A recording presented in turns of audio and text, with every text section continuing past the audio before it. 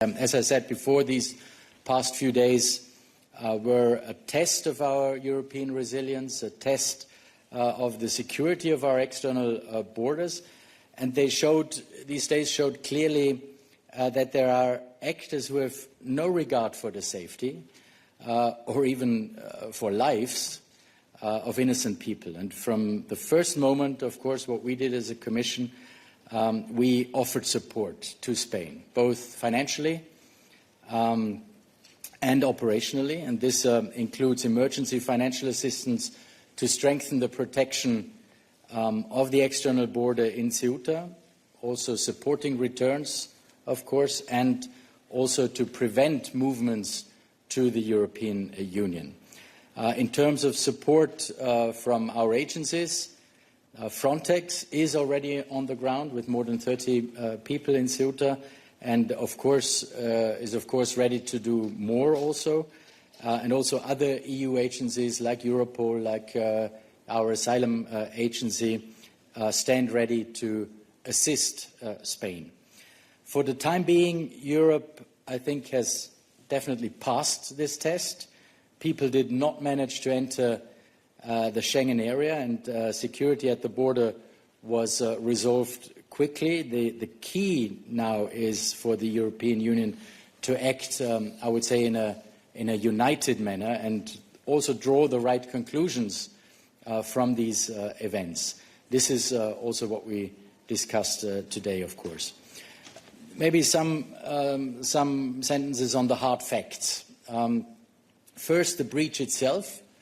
Over 70,000 people, as you know, crossed in a matter of hours, fueled by criminal smuggling networks and also disinformation, social media disinformation. The integrity of our external border was placed, of course, under severe strain. That was the first hard fact. The second hard fact, 75 lives were lost. Families who will never see their loved ones again because criminals send people on dangerous journeys. And this is just not acceptable. And today we discussed how to avoid such incidents also in the future. What worked in the beginning is the response. First, Spain today again confirmed, as I said before, that practically all those who entered Ceuta have now returned. People did not cross from Ceuta into mainland Spain and into continental Europe. The integrity of the Schengen area was preserved, and that is the result of a sustained cooperation between Spain, Morocco, and the Commission over the recent days, and I want to acknowledge it clearly and thank Spain also and the administration in Ceuta for restoring order and to work closely with Morocco to ensure the swift returns.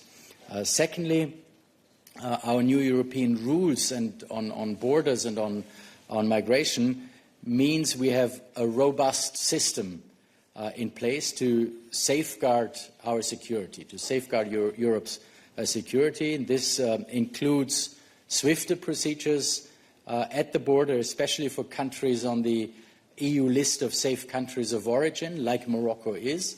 Morocco is part of this safe countries of origin list. And I also welcome the further deterrent action Spain and Morocco have taken to prevent additional illegal arrivals, including reinforced surveillance, for instance, of the maritime border. What are the lessons learned from this? This is also was one of the main discussions, of course, today as well. First of all, and we all agreed on that this morning, it's about the full implementation of our new rules. That is key, full implementation of the pact. European solidarity is at the heart of the European project, and Spain and its people can, of course, count on the enduring support of the Commission and the strength of our Union to overcome this current challenge. But we shouldn't make any mistake, of course. We will learn from this, definitely. We will also close the gaps, and we will keep protecting our external border altogether. Will you increase the budget support for Morocco on migration, or will you rather delay ongoing negotiations for a comprehensive partnership? Thank you. No, the negotiations on the comprehensive partnerships are, of course, ongoing. And what I just wanted to say is that migration is, of course, also part of these negotiations. This is pretty clear, and this has been like that in the last months, actually, and will be in the next months to come. So nothing has changed there.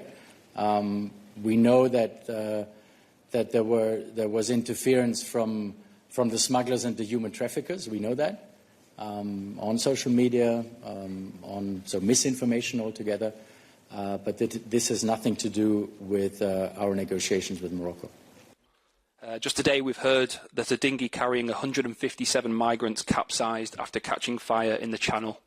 What is your understanding of the trend of increasing numbers of migrants packing onto just one boat? Well, okay. Now I got the second question, and this is exactly what we say. We have to fight against the migrant smugglers and the human traffickers. This is just not acceptable what they are doing, and my assessment is that that's just, as I said, not acceptable. What happens on these boats, and especially the point that smugglers and human traffickers are actually exploiting the life of human beings is not acceptable, and that's what we have to fight against. Fight against the smugglers, fight against the human traffickers. We do that on different levels, as I said before, our global alliance, but also other points. So yes, we always rethink and reconsider our policy and our strategies. I think that's what we have to do, and especially on the visa part, with our new visa policy strategy, we are exactly going into that. What happens? What about the people remaining in Spain? Of course, this is the responsibility, of course, of Spain to ensure no one crosses into the European Union. That's one. To what extent was Moroccan authorities involved before the migrants seized on Ceuta? Thank you.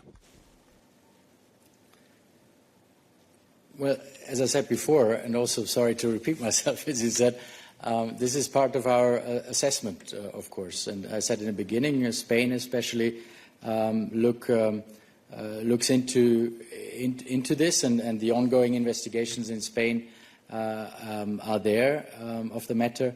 So I can't go into details there. Sorry, I can't say more on that. We have to wait for the outcome of the investigation. Now we have a system which we didn't have some years ago. This is a complete different situation now, because as I said before, Morocco is a safe third country. A safe country of origin, and that completely makes the difference also for returns, then, for being able to return people. So, if you like this video, then like, share, and subscribe to Mirror Now.